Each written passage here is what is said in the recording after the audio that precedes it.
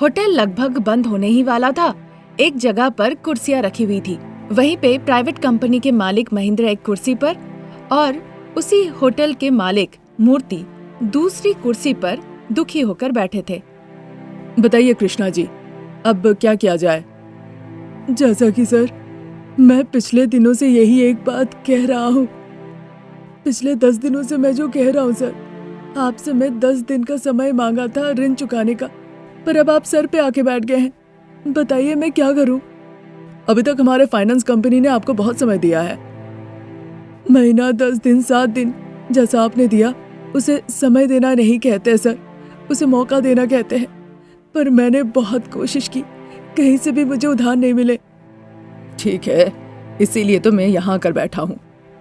मैं बार बार मौका देता हूँ, फिर भी आप पैसों का इंतजाम नहीं कर पाते हैं। अगर फिर से मैं आपको समय देता हूँ तो कैसे भरोसा करूँ कि आप पैसे वापस कर देंगे? अगर आप समय दे तो होटल को नए रंग से रंग दूंगा, कुछ स्पेशल आइटम बनाऊंगा ताकि कस्टमर्स अट्रैक्ट हो पाए। फिर धीरे धीरे मुकाम तक पहुंचने का कोशिश करूंगा। कोशिश करने के लिए मैं आपको समय नहीं दे सकता हूँ। मैं आपको बस एक मौका दे सकता हूँ। 2 दिनों के अंदर इस होटल को बेचकर हमारे सारे लोन आप चुका दीजिए। बस 2 दिन सर, 2 दिनों में यह सब करना मुश्किल होगा। कम से कम 1 हफ्ते का तो समय दीजिए। सॉरी कृष्णा जी, हम बस आपको 2 ही दिन का समय दे सकते हैं। Thank you. महेंद्र इस तरह कहकर वहां से चला जाता है। कृष्णा मूर्ति बहुत दुखी होकर वहीं पे रोने लगते हैं। तभी शारदा कृष्णा के पास आती है। भाई साहब, इस तरह कहने पे कृष्णा शारदा को पलट के देखते हैं। बताओ बहन, तुम्हें क्या चाहिए?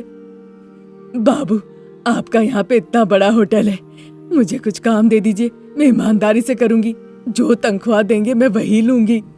ये होटल तो अब बंद होने वाला है, यहाँ पे कोई काम नहीं है। जाओ कहीं और जाके काम काज ढूंढो। क्या कहा? ये विशाल होटल बंद होने वाला है? हे भगवान, जो लोग यहाँ काम करते थे फिर उन्हें कहीं और काम ढूंढना पड़ेगा। हाँ बहन, अपने पापी पेट के लिए तो ऐसा करना ही होगा। कहीं ना कहीं कम ज्यादा भाव में उन्हें काम जरूर मिल जाएगा। हाँ बाबू, देखकर आप भले इंसान लग रहे हैं, पर भले इंसान को ही भगवान इतने कष्ट क्यों देते हैं? और बुरे इंसान को कुछ नहीं होता, भगवान उनके साथ कुछ नहीं करते। इसीलिए बहन, वो ईश्वर है और हम यहाँ पर इंसान। आपने सही कहा बाबू, पता नहीं किस वजह से आप इस होटल को बंद करने के लिए जा रहे हैं, पर बंद करना सही होगा। मुझे गलत मत समझिएगा, पता नहीं क्यों देखकर मुझे ऐसा ही लग रहा है। ठीक है बहन, अब जाओ। इस तरह कहकर शारदा वहां से चली जाती है। कृष्णा को होटल में रुकने का बिल्कुल मन नहीं करता। वो शटल लगा के वहां से निकल जाते हैं। रास्ते में ऑटो रोकते हैं। कहाँ जाएंगे बाबू? मंदारपल्ली गांव में आम का बगीचा है, वहीं ले चलो। फिर ऑटो में बैठकर वो उसी तरफ जाने लगते हैं। उधर मंदारपल्ली गांव के आम के बगीचे में गरीब बहू रानी अनामिका पानी निकाल रही होती है। सासू माँ काम पे गई है, पता नहीं उन्हें काम मिला या नहीं। कितनी बार कहा मैंने, चलिए हम एक छोटा सा व्यापारी कर लेते हैं। अगर ऐसे माली का काम करते रहेंगे तो उस पैसे से तो हमारा घर भी नहीं चलता, तनख्वाह ही कितना है। ऐसा वो सोच ही रही थी, तभी एक ऑटो आके गेट के पास रुका। उस ऑटो से कृष्णा उतर आते हैं। फिर वो ऑटो वहां से चला जाता है। वो कुएं के पास आकर चारों तरफ देखने लगते हैं। देखने के बाद वो ये निश्चित करते हैं कि उन्हें कोई देख ना रहा हो। फिर वो आसमान की तरफ देखते हुए हाथ जोड़ते हैं। हे प्रभु, आप महान ईश्वर, बिना किसी तकलीफ के आप अपने पास मुझे बुला लीजिए। इस तरह से कृष्णा बाबू ईश्वर से प्रार्थना करते हैं और सीधा जाके कुएं के ऊपर खड़े हो जाते हैं। जैसे ही वो कूदने वाले होते हैं, अनामिका वहां आ जाती है। देर किस बात की है, मैं अपनी आंखें बंद कर लेती हूँ, आप कूद जाइए। इतना कहकर अनामिका अपनी आंखें बंद कर लेती है। कृष्णा बाबू कुएं के ऊपर से नीचे उतर आते हैं। अनामिका फिर आंखें खोल के देखती है। सर, अभी तक आप कुएं में कूदे नहीं? मेरी मौत तुम्हें मजाक लग रही है ना? और नहीं तो क्या सर, हम जैसा लोग अगर ऐसी गलती करे तो आप जैसे लोगों को हमें आकर रोकना चाहिए, मौत का कारण जानना चाहिए, उचित रास्ता बताना चाहिए। हाँ बेटा, तुमने बिल्कुल सही कहा है, लेकिन लेकिन कुछ नहीं सर, मुझसे जितना बन पाएगा मैं कोशिश करूंगी आपको उपदेश देने की और आपकी समस्या को हल करने की। अनामिका के इस तरह से कहने पर कृष्णा बाबू बताना शुरू करते हैं कि उनके आत्महत्या के पीछे की वजह क्या है और क्यों वो इस तरह से कर रहे हैं। 10 साल का था मैं, अनाथ आश्रम से आकर एक छोटे से होटल में मैं कप प्लेट धोकर गुजारा करता था। आज मैं एक बड़े से होटल का मालिक हूँ। लेकिन सर, जब आपकी जिंदगी इतनी अच्छी है, फिर आप कुएं में कूद के क्यों जान दे रहे हैं? होटल का व्यापार अच्छा चल रहा था। एक प्राइवेट फाइनेंस कंपनी से मैंने बिजनेस के लिए लोन ले लिया। उस होटल में कई दफे मैंने भी बिरयानी बनाया। होटल बहुत अच्छा चल रहा था। फिर पता नहीं ऐसा क्या हो गया, अचानक से होटल बंद हो गया। उधार चुकाने के भी पैसे नहीं बचे। आज आप उस परिस्थिति से यहाँ आकर खड़े हुए हैं। हाँ बेटा, अब तुम समझ पाई मेरी समस्या क्या है। तुम मुझे उपदेश दोगी, क्या करूँ मैं इस हालत में, तुम्हें बता दो। मैं आपको मदद करूंगी। आइए, घर पे आइए, सासू माँ को बता के मैं आपके साथ होटल चलूंगी। ऐसा कहकर अनामिका कृष्णा बाबू को अपने साथ लेकर अपने मिट्टी के घर में जाती है। शारदा कृष्णा बाबू को देखकर पहचान जाती है। कृष्णा बाबू भी शारदा को पहचान लेते हैं। फिर अनामिका पूरी बात खुल के बताती है। अरे भाई साहब, डरपोक इंसान की तरह ऐसा क्यों कर रहे हैं? पहले मेरी बहू आपको सपोर्ट नहीं की, तो चलिए मैं मान लेती हूँ। अब मेरी बहू आपको सपोर्ट करेगी। फिर देखिए आपका होटल का रूपरेखा मेरी बहू कैसे बदल देती है। हाँ बिल्कुल चाचा जी। इस तरह से कहने पर कृष्णा बाबू स्नेह से देखने लगते हैं। क्या हुआ सर, मैंने आपको चाचा जी कहा, आपको अच्छा नहीं लगा? चाचा जी सुनकर मेरा दिल भर आया, यही बुलाया करो। ये सुनकर अनामिका और शारदा दोनों ही बहुत खुश होते हैं। फिर कृष्णा बाबू के साथ अनामिका होटल में चली जाती है। वो जाके पूरा होटल देखती है। चाचा जी, होटल के सामने एक बोर्ड लगा दीजिए और उसमें लिख दीजिए कि नाश्ता के साथ गाजर का हलवा मुफ्त। ठीक है, पर तुम बनाओगी क्या गाजर का हलवा? हाँ, मैं खुद बनाऊंगी चाचा जी।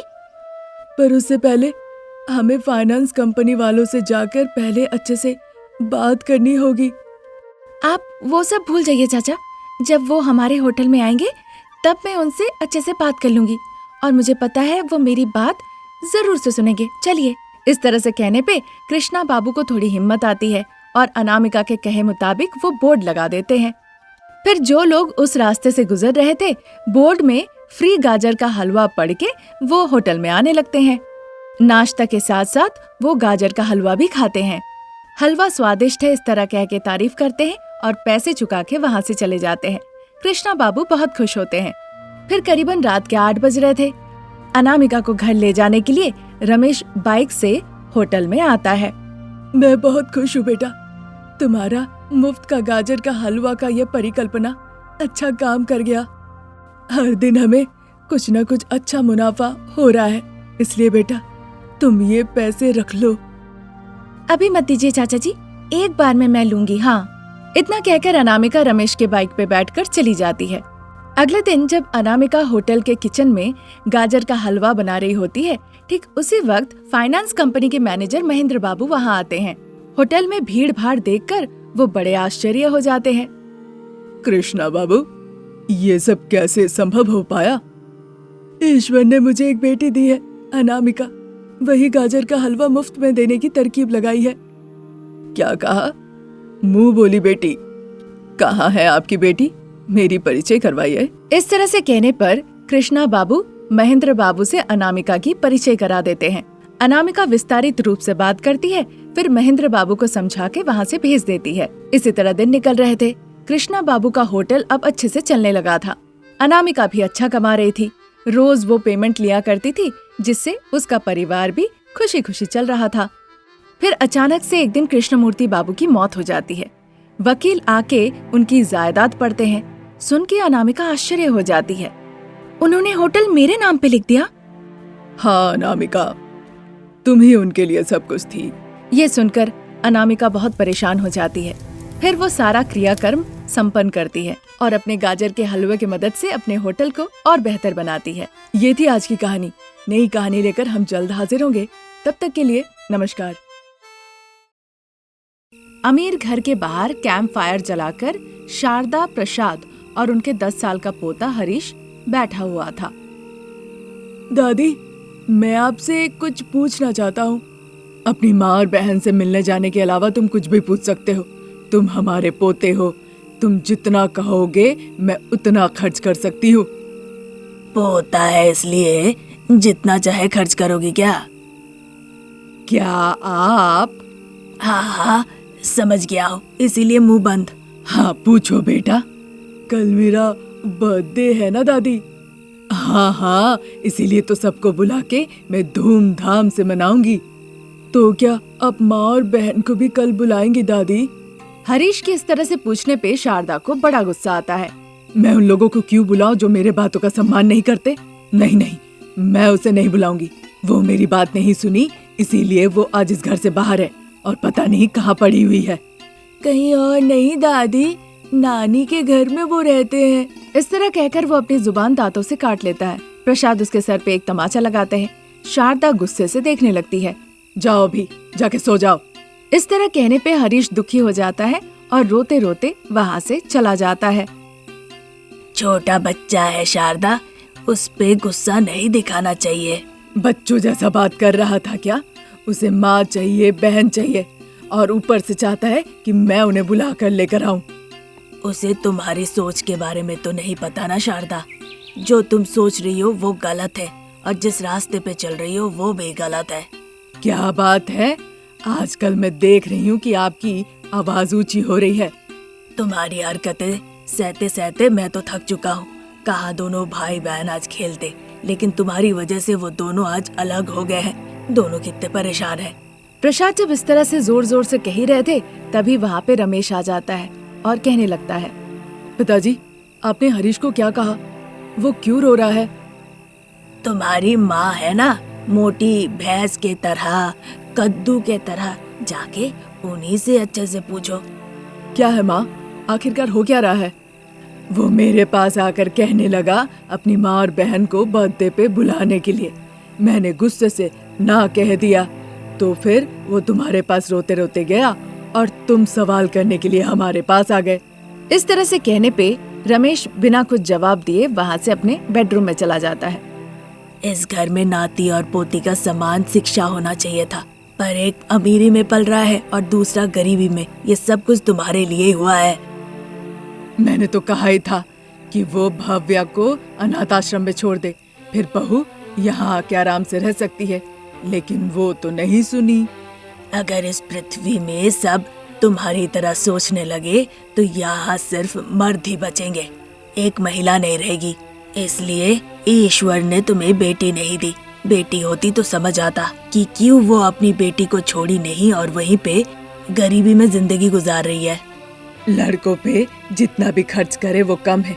बाद में वो कमा के पैसे लाएगा ही और दहेज भी लेके आएगा। उसके बावजूद शारदा, तुम्हें उस पर दया भाव नहीं है। चाहे आप कुछ भी कह ले, मैं नहीं सुनने वाली। लड़की पे बस पैसे खर्च होते हैं। शादी के वक्त दहेज सामान सब लेके जाएगी। मैंने बहू से कहा था भव्या को छोड़ के यहाँ पे रहो, तुम्हारी जिंदगी सुखमय होगी, पर वो सुनी नहीं। इसीलिए तो ऐसी जगह पे जाके अपना जिंदगी गुजार रही है। इस तरह कहकर शारदा वहाँ से चली जाती है।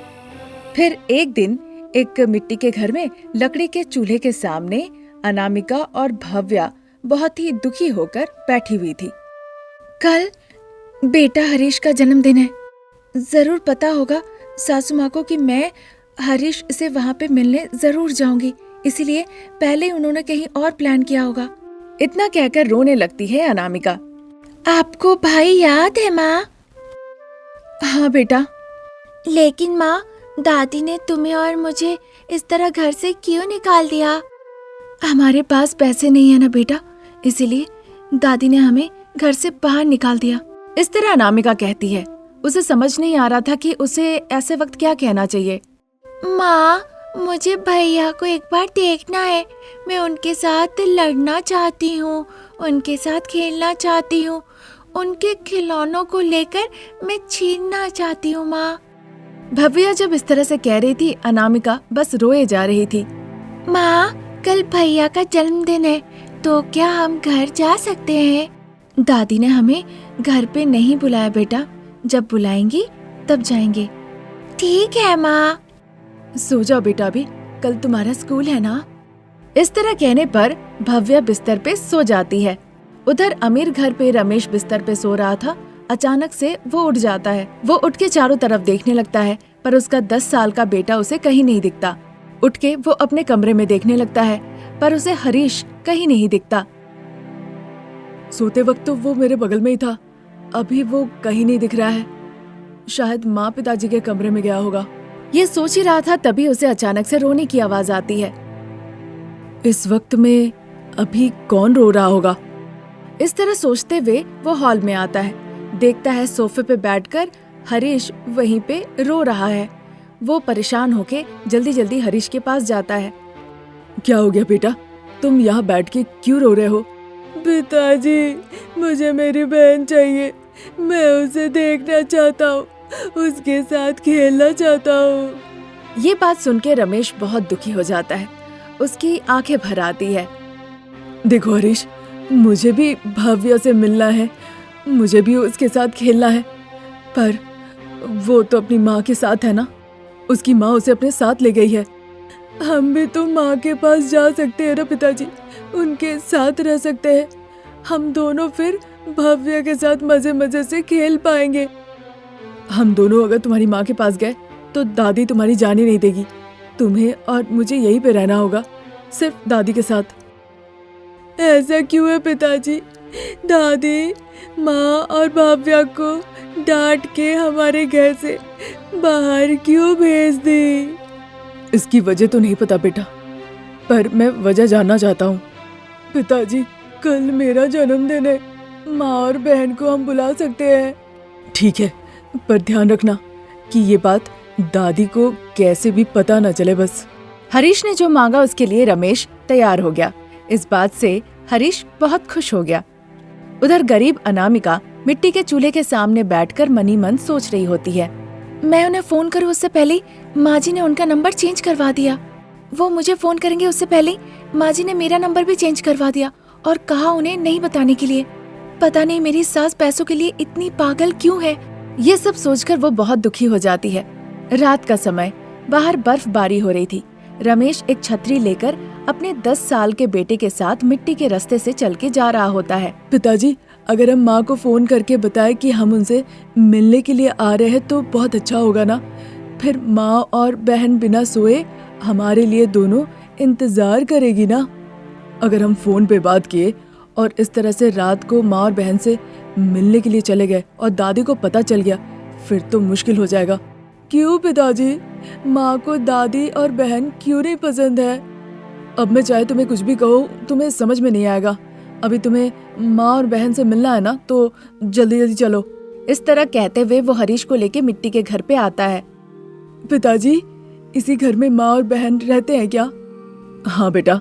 इस तरह कहकर रमेश खिड़की के पास खड़ा होकर देखने लगता है। वो अनामिका को चूल्हे के पास देखता है। अनामिका, अनामिका। रमेश आवाज लगाता है। आवाज सुन के अनामिका चारों तरफ देखने लगती है। आवाज सुन के देखती है कि पति रमेश खिड़की के बाहर खड़े हैं। खुश होकर जल्दी से दरवाजा खोलती है। रमेश और हरीश घर के अंदर आते हैं। फिर खुशी खुशी वो बातचीत करने लगते हैं। शारदा का सर एक कपड़े से बांधा हुआ था और वो अस्पताल के बिस्तर पे आराम कर रही होती है। आंखें खोलकर देखती है कि डॉक्टर साहब और भव्या बगल में बैठी है। ये देखकर शारदा को बड़ा गुस्सा आता है। डॉक्टर साहब, अभी के अभी इसे कहिए यहाँ से चले जाने। मुझे ये बिल्कुल पसंद नहीं, मेरा दिमाग खराब हो रहा है। आज जो अब जिंदा है वो बस इसी लड़की के लिए है। ये कैसी बात कर रहे हैं डॉक्टर साहब? शारदा जब ये पूछ ही रही थी तभी वहाँ पे प्रसाद आते हैं और पूरी बात खुल के बताते हैं। सुन के शारदा आश्चर्य हो जाती है। फिर रमेश और अनामिका वहाँ पे आते हैं और शारदा से बातचीत करने लगते हैं। मुझे माफ कर देना बहू, मुझसे बहुत बड़ी भूल हो गई है। चलो हम सब घर चलते हैं। ये सुनकर रमेश और अनामिका बहुत खुश होते हैं। शारदा को अस्पताल से घर ले जाते हैं। अमीर घर पे हरीश का जन्मदिन बड़े ही धूमधाम से मनाया जाता है। उस दिन के बाद से शारदा हरीश और भाव्या को समान नजरों से देखती है और प्यार करने लगती है। तो ये थी आज की कहानी आपको कैसी लगी कमेंट करके जरूर बताइएगा। तब तक के लिए हम आज्ञा लेते हैं। नमस्कार।